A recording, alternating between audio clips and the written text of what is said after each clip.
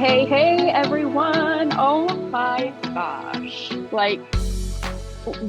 I am so excited to be with this next guest. I am stoked. In fact, I think she feels the same way because she's like, you're going to record this, right? Like, you're not going to forget, you're going to record this, right? Like, you're not going to forget, you're going to record this, right?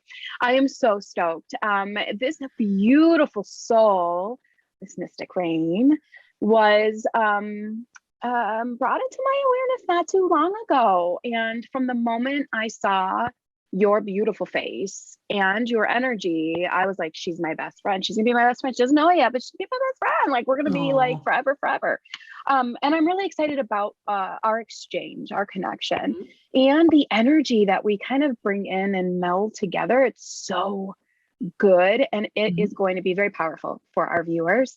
So before I go into anything, I really want you to take an opportunity to share who you are and all of your beautiful essence with my Yay! Yes. So I'm Mystic Rainn, and that's it. I feel so overwhelmed by how kind you are with your words and beautiful essence or whatever. But honestly, who I am is just some random person bumbling down the street like the rest of us, right? I kind of stumbled over into my spirituality, like so many of us, and we're like, okay, I need a shift. I need a change.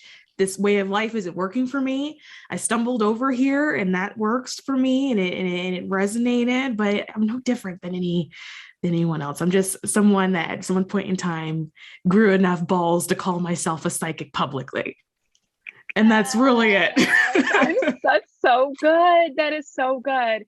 And I think one of the things that captured me immediately with you was how very, very, very similar our stories were when it came to the spiritual journey, and how we literally, you couldn't have put it in better words, stumbled into it.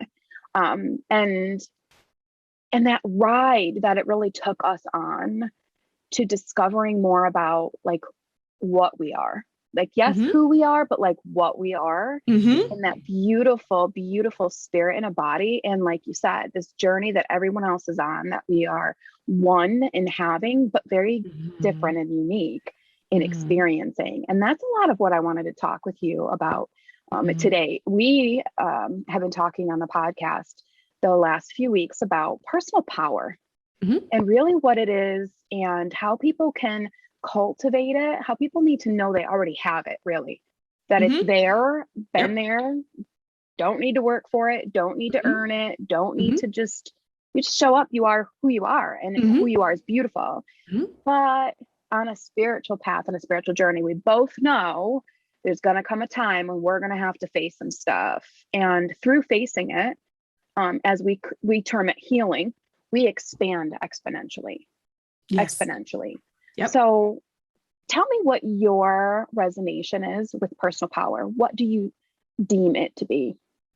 I think personal power is self. I think it's profound and so simple, but I think the fact that it's so simple is what makes it so profound, in the sense that we spend our entire lives looking outside of self in order to find it, believing that we have to do something, we have to be worthy, that we have to prove something, right, to show that we're deserving, or that we've learned enough, or we did enough, or whatever, to be enough. And what I've realized is that I can't fault self for that, or anybody else, because it's something that's taught to you from the moment you come out of the womb, right? That power resides in somebody else, that somebody else makes the decisions for you. And even the way some faith is taught, right? It has evolved in a way where it's taught that the power resides in the person that's teaching you all the sacred text, right? That you can't have the power to learn the sacred text yourself. And so you see it kind of indoctrinated all throughout society. When you were a kid in school, you have to raise your hand if you have to go to the bathroom. And so as you're growing up, all of these things happen that strip you, or creates this illusion that you're being stripped of your personal power. When you come into adulthood and now you want to exercise your speech or your own free will, it's challenging for a lot of people because they think that they're going to get in trouble, or they're going to be punished, because they have had years and years and years of teaching that if you do what you're inclined to do at that moment, that is bad. And then now you're like, you wake up one day and nothing is working for you anymore. And it's requiring you to then exercise your will. And that will is your personal power. But people are for so long, they're not taught to do that. And so when you're assessing your personal power, is it assessing? Is it accessing? I think it's both. A-C-C-E-S? No, you're getting it right. You're getting it. But Okay. I feel like you got two guides right now. Like one's in this ear, one's in that ear. So, Accessing. Like you're assessing it for sure, but you have to access it. As you said, you have to access it before you can really assess it. 100%. Right. You're there. Right. And I'm so glad you picked up on that. There's a lot of people talking to me right now at the moment, and I'm just trying to get it. But it's like, listen, I'm the physical being having this experience. Right. Sit down. Right. Because I can feel my mouth just trying, like it's moving faster than my brain can process at the moment. Right. But I feel you. Yes, but it's all of those things. And that's what makes it difficult for some people to get, because it's simple. When it's so simple, when you're like, wait a minute, power is just my own free will. It's something that's so simple that it can almost break the psyche, because you're taught and you're not taught any of that. You're not taught it in the household. You're not taught it in school. You're not taught it through your friend group. You're taught everything else. Your friends growing up are all also on this journey of having will and everything stripped from them. Right. And then, so no one is teaching each other that that's what it is. And the difficulty when you come into adulthood is that it then becomes your responsibility to take it back. And because we're taught that all these things reside outside of us, it's hard for us to then take accountability for self, because we feel that the accountability also comes outside of us, that there has to be somebody else outside of us, that then like makes this decision that we can be who we want to be or do what it is that we want to do. And we're waiting for permission. But people, I just wrote that down. We're together. We are so waiting for permission. And to what you're saying, it's so spot on. We are taught from an early age, taught in parentheses, conditioned to show up and be a certain way, to act a certain way. And a lot of that is out of fear, not my fear, not your fear, not our friend's fear, out of, like you said, society's fear that, this is how you're supposed to conform. Your parents' fear about this is how you're supposed to stay safe, right? Like this is how you stay safe out there in that world, or this is how you show up and get accepted out in that world. No one ever gave us permission when we were small, even in school, to be what and who we are already. I think as a parent, one of the things that's really important for me, conscious parenting, is to allow my children to have their voice. Yes, trust and belief. There's times when I'm like, where's the granola bar? I really got to give you something to eat because you got to stop talking. But it's about them being able to express themselves and then feel through that experience, because we're always going to say something that might hurt someone's feelings, or we might say, I wish I could have said that differently, but that's the learning process.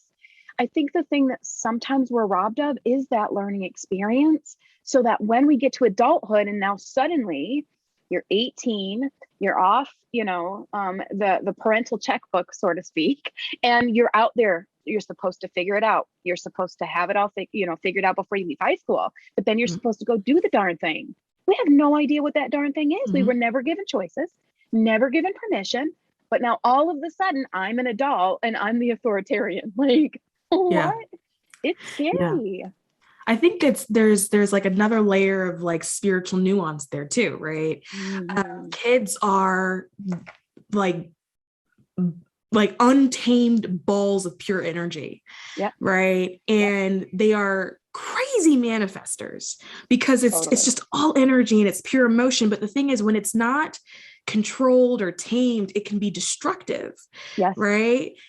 Kids with one tantrum have the ability to burn everything to the ground, and then you give them a lollipop and they're fine. Right. And so part of what we're trying to tame at that age is like the destruction that can come with untamed energy. But what I like about that, and what I find beautiful about it, is that we are always at the core this ball of like untamed energy that is capable of pure destruction. And that can sound terrifying, but I find beauty in it, because being able to destroy something is how you know you're able to create something, right? It's 100%. two sides of the same spectrum. And And so I when you love, come, love. Yeah, I love yeah, that. And I really I yeah, want to take you, having had a conversation before without it being recorded. I want yeah, to take you where I saw you there with what you yeah, just said. Okay. yeah. So there is that ball, and that Mm-hmm, is within us. mm-hmm, And I'm asking them to share how to put this in such a way that doesn't make someone in the feminine energy, mm-hmm, it's destructo for the purposes of rebirth. mm-hmm, The energy period, 100%, when it's allowed to do its thing, will destroy so we mm-hmm, can recreate. So we mm-hmm, learn how to manifest. But when we speak it in a feminine way, in a feminine energy, it is for rebirth, it is for mm-hmm, nurture. mm-hmm, And, one of your skills that I find absolutely wonderful is your ability to work, especially with women, mm-hmm, on how to take things like grief, mm-hmm, abuse, mm-hmm, and cycle that into like a feminine womb space mm-hmm, healing experience that then allows them not mm-hmm, just to tap into that personal power, but also that feminine power. I do believe them to be the same, but for mm-hmm, the purposes of taking our guests on that journey, I want to separate them for a minute. I mm-hmm, think that through accessing as a woman, through accessing that feminine power and that feminine energy, personal power is just like, oh yeah, there you are. I mm-hmm, forgot. You know what I mean? mm-hmm. But talk to me about your experience or experiences with grief and with just that, and how it really allowed you to tap more fully into that feminine power. Sure. So my personal experience with grief started kicking off honestly when I was about 15 years old. My family just started dropping like flies. And by the time I hit 20 years old, they had all passed away. And I'm talking like within 3 months of each other, at its culmination, my sister was murdered. And then 3 months later, my mother literally dropped dead from a broken heart. And when I say literally, when she was found, you can tell that she had fell over and she just didn't get back up, right? It was just so much grief. And I carried that for years. I lived in a really dark place. There's about a 4 or 5 year period of my life that I just don't actually remember because it was a fog. And I was 20 years old and I was just out in the world by myself. I had nowhere to live, right? Because when my mother passed away, I lived with my mother. And obviously, I couldn't take on a mortgage at 20 years old, right? And the car that I was driving was my mom's car. I couldn't afford it because, I was in college at the time. And so I couldn't keep the car. So it was just like I had nowhere to go. I had no job, no money. I had no answers for anything. And I remember I had a little bit of money in my savings account and I was just like, fuck it, I'm gonna blow it. And then I ended up in London and I had actually lived over there for about 5 years. I think that's just kind of where spirit took me. And that's just probably where I needed to be in order to heal. But I was really angry. But I didn't know that I was angry because you're taught not to be angry or that it's not a good emotion that you're supposed to have.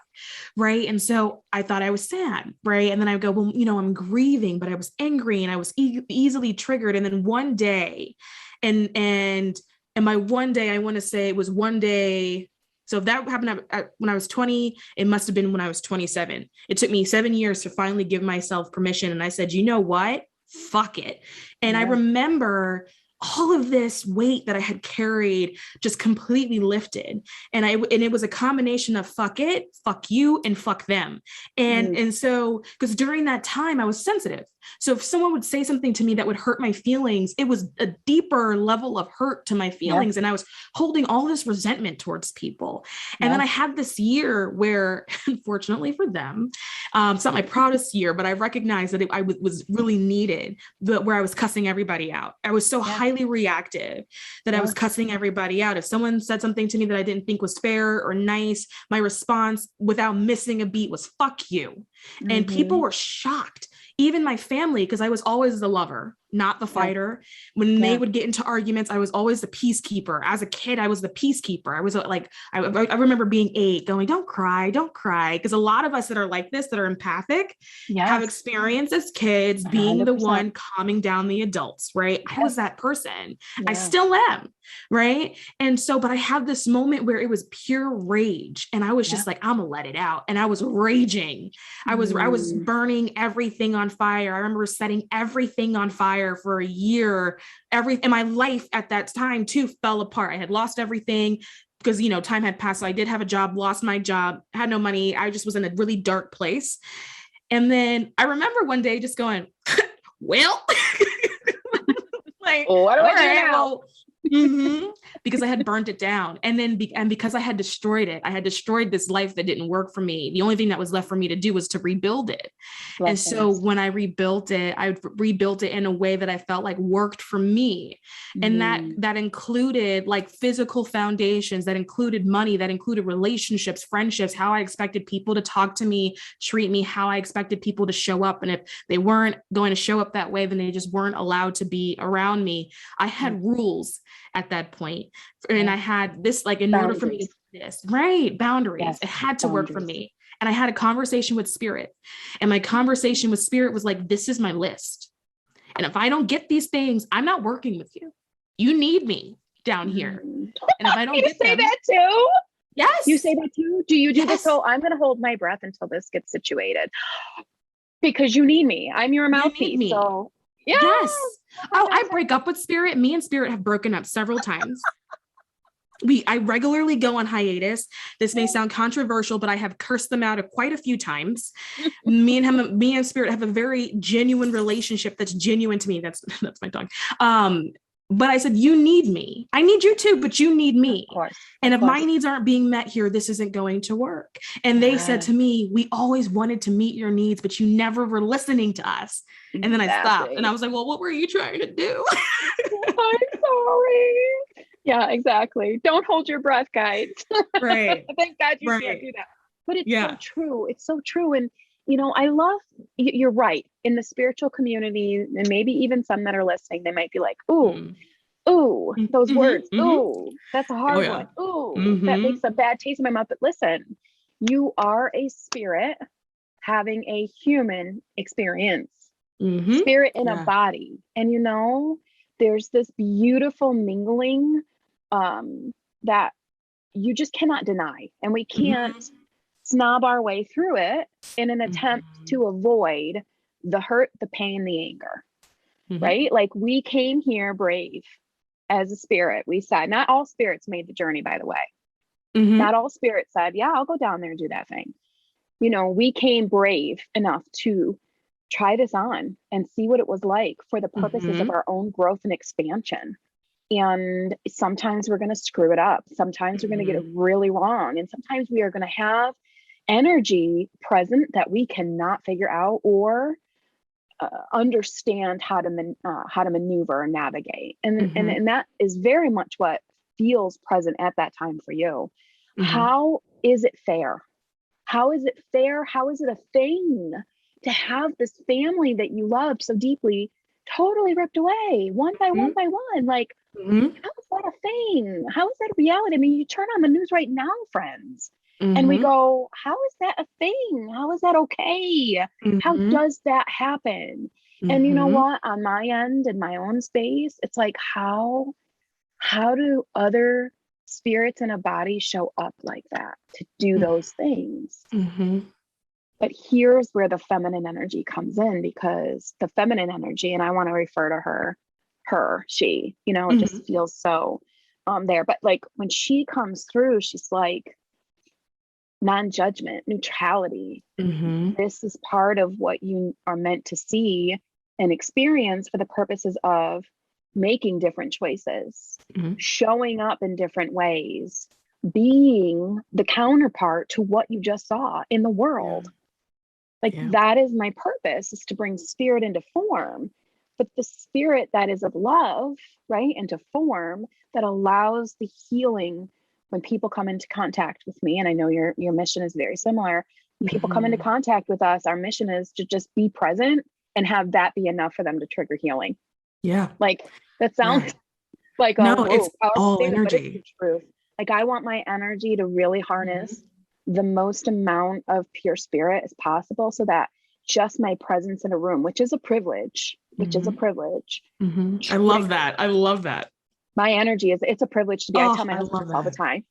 Oh God, It's I a love that. it's a privilege to be next to me. You know Yes. that, right? Yes. I'm gonna But start he's my saying that. husband, so he's just like, yeah, okay. I love But that. it's so true though. It is a privilege to be in my energy. It's a privilege to Mhm. be in my space.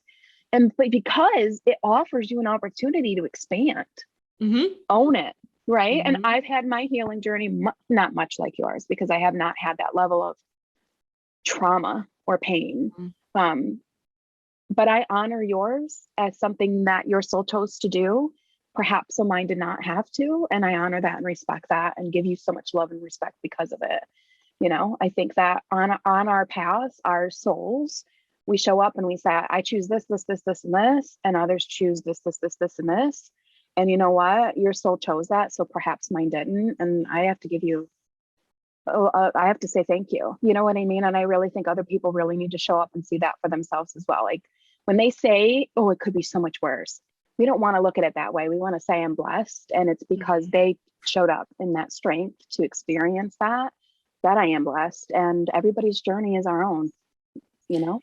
I appreciate that. I do. But what I will say is because of those experiences, it's helped me understand the spectrum of Yeah, suffering. I bet. It's almost like looking at suffering from a bird's eye view, which is why Mhm. it's so easy for me to connect to people. I can see and feel all aspects of it, whether or Yeah, not someone is dealing with grief or not. I get it. yeah, And I yeah. feel like if I had alternative experiences, it's possible that I would have needed to have a lot of them in order to Girl, we need finally to get stop. it. No, wait a second.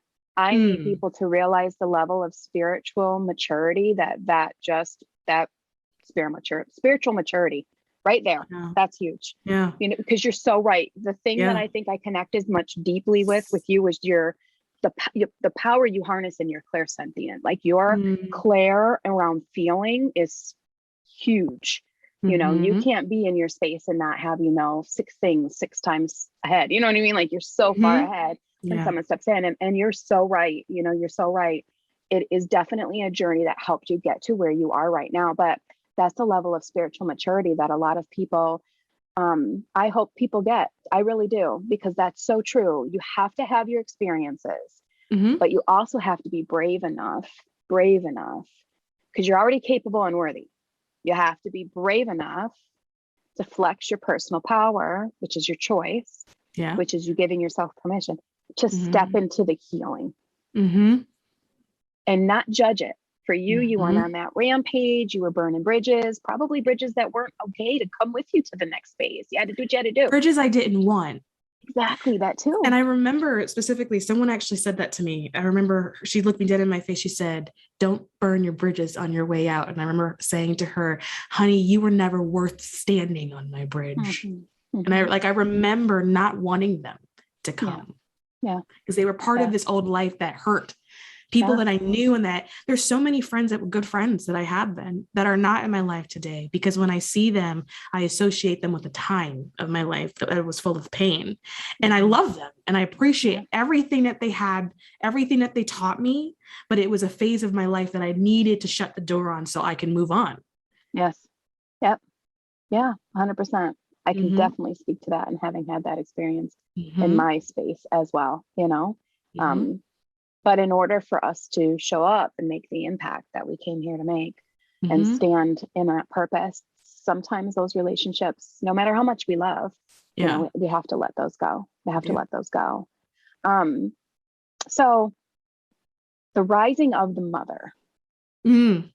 right? We spoke Yeah. about this too before we hit record, and I was sharing my um, channeled information from spirit with regards to the event that's yet to Mm-hmm. really occur.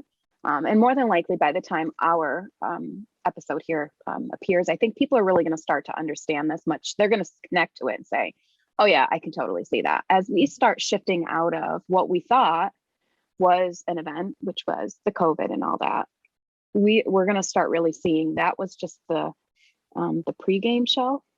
We've Yes. got the Super You know Bowl what? right around the corner. This is, oh, just really, really quick. 1 second. People, I know I'm not supposed to do this for recording, but my dog, she has, for some reason, she woke up and she got really itchy and I That's can okay. hear her in the audio. I'm Oh, that's taking her okay. collar off. Okay. Do your thing. Do your thing. Do your thing. Come here, Duchess. Come here. She, poor thing. She's never this active at this time. But she's, Oh, I love her name.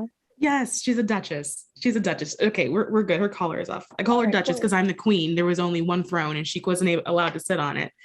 And so she I couldn't love have my princess. mic. I won't drop it. I won't drop my mic. But I love that. That's so good. I'm so doing that. Next time I get a cat or a dog, I'm gonna name it Duchess because I'm the queen. Like that's so Yes. good. Uh-huh. Okay, I'm ready. Real stuff. Like this is real. Yes. This is life. This is life. Yeah. It is what it is. But as we were speaking about like the rising of the feminine power and the mother Mm-hmm. energy, right? Because Mm-hmm. you cannot have an event like we just went through and not have the need for nurturing to occur to really get us back to full health. Mm-hmm. Literally. And it is this rising of the feminine energy as we were speaking about, but more so like the nurturing energy that, you know, we, as we go through traumas or as we work with others that have had traumas, as we do our own energetic healing work, we recognize the importance of the nurture energy, that particular energy I want to tune into, and how we can support people in the now with things that they can do to tap into that nurturing energy. Because I think it, go ahead. No, go ahead. Well, I think the importance is knowing that you have to nurture yourself and you have to reach a point, and this is tapping into your own personal power where you say it stops right now. It stops right here. I'm now taking accountability for my own healing. Even if those people that I feel like have wronged me, even if they come back a year from now and they tell me that they're sorry, it stops here. My suffering stops here. And I'm starting the new process of healing right here. That nurturing part is simply giving yourself validation. You have to go back and go meet that child when you were 6 years old, 7 years old, 8 years old, whenever that first major trauma happened, when you started to disassociate from real self, you have to go back to that moment. And most people know what that moment is. Most people have a very vivid memory of that time when they were 7 or 8 and something happened. And then go find where you left that person. Where did you leave them? Did you leave them under the bed hiding because maybe somebody was trying to, I don't know, hit them or abuse them and they were scared? Did you leave them in a closet? Where did you disassociate and disconnect from little you? Where did you leave little you? And it's your job to go back to find little you and hug little you, and then say to your inner child, I'm so sorry. Yeah. I didn't know then. Yeah. I didn't know how to protect myself then. Yeah. I didn't know how to speak up for myself then, but I know now. And I got your back now. And you have to reintegrate. The issue is people are healing and they go, it's not working. It's not, or it's taking a long time, not realizing that there are pieces of themselves that have been dropped along the way. And you have to reintegrate. That's part of the integration, right? Reintegrating with shadow, all those pieces of yourself that you were ashamed of, that you didn't like, that you were taught weren't good enough. Go find those pieces and put yourself back together, right? Go find that little self, go grab that little self's hand and bring them with you to the present because you left them in the past, right? And you can say to them, like, what happened wasn't okay. I'm validating you right now. I've waited all these years to be validated, but me, because I'm the most important, and not only validating myself, but I'm validating my inner child. I'm validating little you. You are valid for how you felt when you felt scared or sad or angry and someone told you to shut up. I'm telling you that you are valid and that your feelings are valid. That's nurturing yourself, validating yourself, and not waiting for somebody else to come into your life to validate you. You validate you, all of your feelings, your happiness, your sadness, your excitement, your trauma, all those things that happen to you. You say, yes, it happened. And little you, I'm sorry. It wasn't fair to you. And little you, I'm so sorry that at that time, I thought I couldn't do anything about it, but I'm here now and I'm doing something about it. Yeah, it's beautiful. It's so beautiful. And we're going to drop a word that a lot of people cringe with. We'll drop a word that people cringe at, right? Drop it. A lot of what you're speaking on is also giving yourself permission to forgive.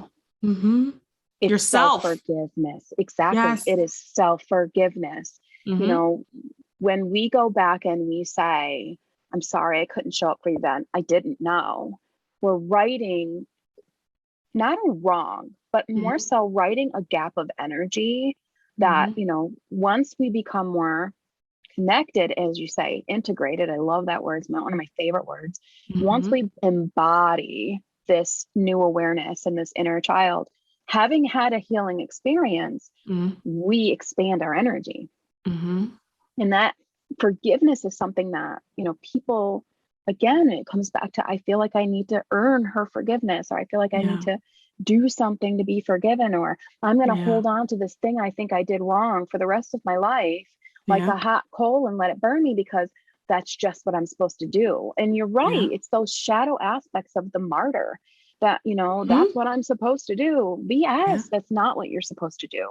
You're supposed to take those experiences that weren't in that moment ready to be healed or ready to be acknowledged. And once they become obviously present, or once you become aware of them, you go back then, because then right in that moment is the time for the healing. You weren't supposed to know it back then. You know that, but your inner child needs to have that awareness and understand that. Right. And so I love that. It is about self-forgiveness. And that brings me full circle back to personal power.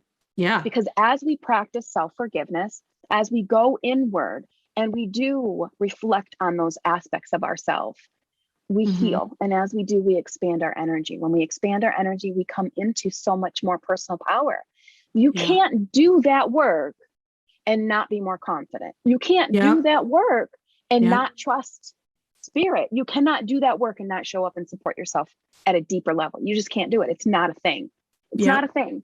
You doing that work is going to give you access to what it is you consciously or maybe even subconsciously are in need of right now, which is more of you to show up so that you can manifest at bigger levels.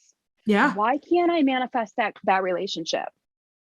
Girl, because you got a lot of healing to get up to that person who already did his or her healing. Like they're waiting on you, because you don't come down from needing a relationship.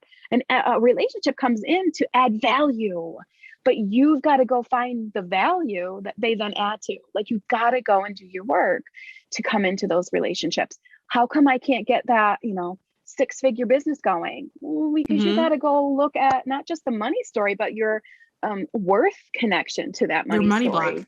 Exactly. And start working on that. Like, you do your healing and you expand your energy, that personal power expands along with it. And you come into connection with so much more.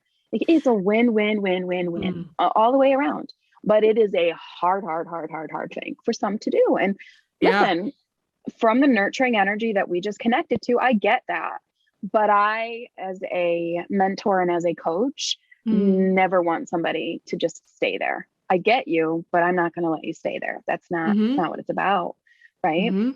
So before I have to let you go, which I absolutely do not want to do, by the way, I feel like we can carry on a conversation for eons, and probably have friends in many over their lifetimes. But before I let you go, I have a question that is going to be a deep one. I want to ask it different in every episode so that it doesn't become something that listeners or viewers kind of know is kind of coming towards an end. So I want to ask the question in a different way. Okay. Your guides come in with a question. How do you in your now moment own the sovereignty of your soul? I don't give a fuck. I don't care. That's it. Because I'm sovereign, I don't care. You have no power on me. I don't care. I don't care about your opinions. I don't care about your disappointments. I don't care about your unhealed trauma, which is shocking for people as a spiritual teacher. I don't care. It's not my job. I use a saying all the time. I'm in shocks everyone. I say, it's not my job to save any hoes. I'm not Captain Save a Hoe. I don't care. Right? I'm here to just be me. And if you are in that place in your journey where you're ready to be you, then I can teach you how to get there. But I don't care. When you start caring about all these other things in this reality that's made of illusion, you start to lose yourself. I understand that it's illusion. I understand that it's a reality that has been created to teach me that things aren't necessarily always happening to me, that they're happening for me. And the faster I get the lesson, the faster I can move out of a place that feels uncomfortable. Yeah. And so instead of sitting there dwelling, whenever I'm having really low moments, I'm like, okay, what am I supposed to say? Yes. Right? That's Yes. how I keep myself together. That's how I don't lose myself.